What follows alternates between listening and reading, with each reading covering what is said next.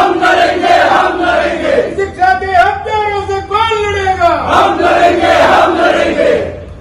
कांग्रेस सरकार मुर्दाबाद, मुर्दाबाद, मुर्दाबाद, कांग्रेस सरकार मुर्दाबाद, मुर्दाबाद, मुर्दाबाद, गहलोत सरकार मुर्दाबाद, मुर्दाबाद, मुर्दाबाद, गहलोत सरकार मुर्दाबाद, मुर्दाबाद, मुर्दाबाद। गहलोत केनो मान ले, गोली बिस्तर बांध ले, गहलोत केनो मान ले।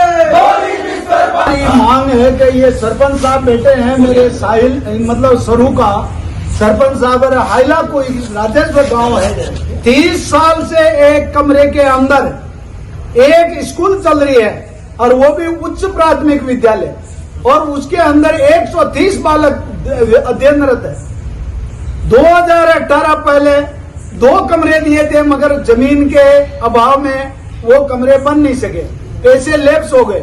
2018 के अंदर जमीन हमने अलॉट करवा दी, 4 बीघा जमीन दिला दी। 4 बीघा जमीन दिलाने के बाद में 2 साल तक मैंने सरकार के पीछे पड़ा रहा कि इनके भवन बना दो, भवन बना दो, नहीं बनाया। 2021 के अंदर मैंने 4 कमरे उनको भवन बनाने के लिए डीएमएफटी फंड द्वारा मेरी डिजायर से दिए, मगर आज तक वो कमरों का न तो काम चालू किया न उनका टेंडर लगाया। और 4 तारीख को, इस 4 तारीख को जिला कलेक्टर साहब को, वैसे ताराचंद जी को भी हमने कई बार दिया और अखबारों में भी आया, पत्रिका में भी आया, स्कूल के ताला लगा दिया और बच्चे टपरी में पढ़ रहे हैं, वो निकालना सरपंच साहब वो ज्ञापन भी। और उसके बाद में भी 18 तारीख के लिए हमारे को कहा कि टेंडर हो रहा है। कलेक्टर साहब ने कहा कि बोला कि 4 दिन के अंदर मैं जमीन का मतलब काम चालू करवा दूंगा, मगर 4 तारीख को, आज 21 तारीख हो गई, 18 तारीख को टेंडर खुला तो किसी ने टेंडर डाला ही नहीं। और मैंने पूछा शिक्षा विभाग को तो क्या डीएमएफटी फंड के लिए कोई ठेकेदार काम करने को तैयार नहीं है क्योंकि वो पैसे देते ही नहीं है। पैसे बराबर नहीं देने की वजह से 36 काम का टेंडर लगाया। वो शिक्षा विभाग वाले कह रहे हैं 6 टेंडर का ठेका लगा, उसमें से भी 3 ने वापिस ये कह दिया कि हम तो ये काम नहीं करेंगे, डीएमएफटी फंड का काम नहीं करेंगे, तो वो टेंडर भी निरस्त हो गया।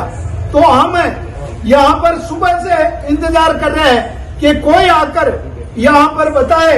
ये सरू से आया कोई गांव से महिला और आदमी 100 जने आए थे, मगर मैंने कहा 2 बजे तक कलेक्टर साहब आएंगे, मगर कोई प्रशासन नहीं आया। तो शाम को 6 बजे तक हम इंतजार किए, 6 बजे नहीं आए तो हम यहाँ पर धरने पे बैठे हैं। अभी ये 10:15 बज गई है करीब, अभी तक कोई प्रशासन नहीं आ रहा। कलेक्टर साहब आकर आश्वासन नहीं देंगे तो ये 10:15 बज रही है। और हमारे जिलाध्यक्ष जी जो सुबह से काम कर रहे हैं, मगर इनको समाचार मिला, मैंने मना किया, मैंने कहा कल बुलाएंगे, मगर हमारा जिलाध्यक्ष जी रविंद्र जी श्रीमाली साहब ये तो आए जो आए, एक मैसेज और कर दिया, सैकड़ों की संख्या में और लोग आने वाले हैं।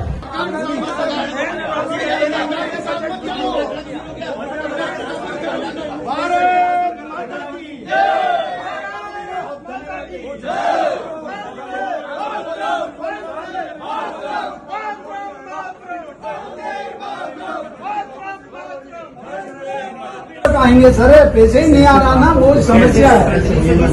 5-7 दिन वो तो आप 5-7 दिन में तो कह रहा हूँ 10 दिन करो, पर 10 दिन में तो आ जाएगा। 10 दिन में आ जाएगा।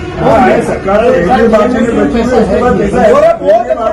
तो 10 दिन में कह रहे हैं सर। तो अरे मेरी बात सुनो, मैं नहीं कह रहा हूँ, ये डीएमएफटी के फंड को दूसरे फंडों में लगा रखा।